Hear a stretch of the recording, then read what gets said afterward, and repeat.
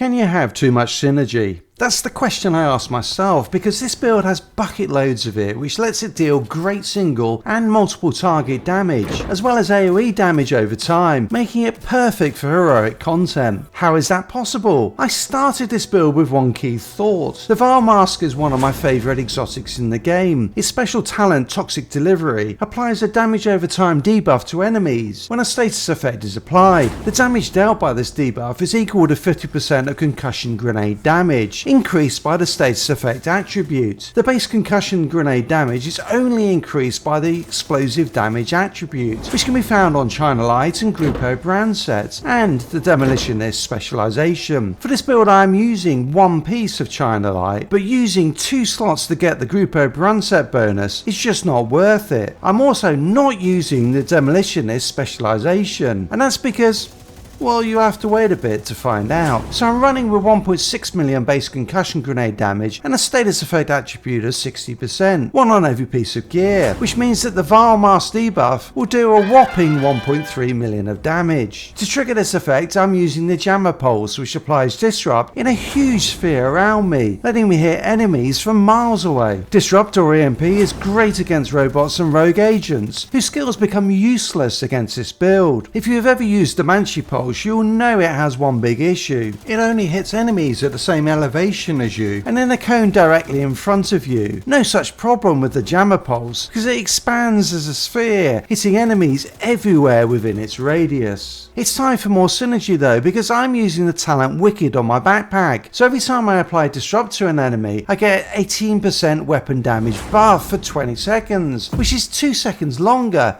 than the cooldown on my pulse. To get to this, I'm running skill haste mods wherever possible. The explosive damage attribute also buffs the damage of explosive skills, like the cluster seeker mine I'm using for my second skill. 2 other things buff this damage. Skill tiers increase the damage by 10% per tier, and also add an additional mine, which is good because enemies have been to ninja school and can dodge these little suckers, except just after being hit by the Jammer Pulse, of course. I am running 3 skill tiers with this build for a 30% damage buff and 3 additional mines. One of these skill tiers comes from the Technician Specialization. I think that this is a better choice than Demolitionist because it provides exactly the same buff to the Seeker Mine damage, adds an additional mine, it increases the range of the Jammer Pulse, giving it an awesome 28 meter range, and provides a 12% damage buff to the damage the Jammer Pulse does to robots. The other thing that buffs the Seeker Mines are any talents that amplify damage, like the glass cannon talent on my chest piece, which provides a 25% buff to all damage output. This chest piece is a Fenris chest piece, providing a 25% weapon damage buff to my main weapon, the mechanical animal, which is probably the best assault rifle in the game.